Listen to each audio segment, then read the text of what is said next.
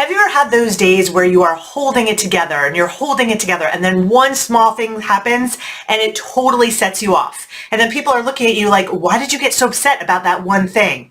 Well, I work with parents of children with big emotions, and often what they'll tell me is that their child will go from 0 to 60, from fine to upset in the blink of an eye. And often they'll say they have no idea what's going on with their children. One minute they're playing, the next minute they tell their child they're making chicken for lunch, and their child gets really upset. And I know when we're in those situations, it can feel like we have whiplash, like what is going on? And we can feel really out of control. So I want to tell you what's going on and what to do about it so you don't feel out of control. And really what's going on is something very similar to what you might experience, where all day long little things are happening that are just frustrating, and you're not really getting upset at those, but then one more thing happens that you're not happy about, and again, you just lose it. So it may be that your child, and again, if you have a child who feels things strongly, who has big emotions, little things feel big to them. So it could be that they've had lots of little things going on all day, and then they don't really feel like having chicken, so that's the thing that sets them off.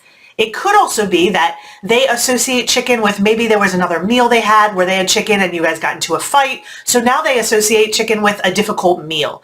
It could also be that they were in the middle of playing and just you telling them what they were going to have for lunch, trying to get their attention while they were in the middle of doing something, that could upset them. So it can be any number of things that makes it look like it's out of the blue, but it's really not if you knew what was going on inside of them.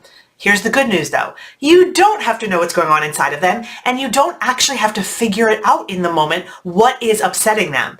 All you need to do in that moment, and here's what to do so you don't feel out of control, is just observe. Just say something like, wow, you really didn't want to hear that right now, did you? Just observe what you're seeing and let them have their reaction. The reality is that the less we get sucked into their reaction, the less we judge it, the less we're like, why are you overreacting? The more quickly their reaction will end. So you don't have to feel out of control in these situations. All you need to do is stop judging and start observing what's going on for your child and just let them have their feeling.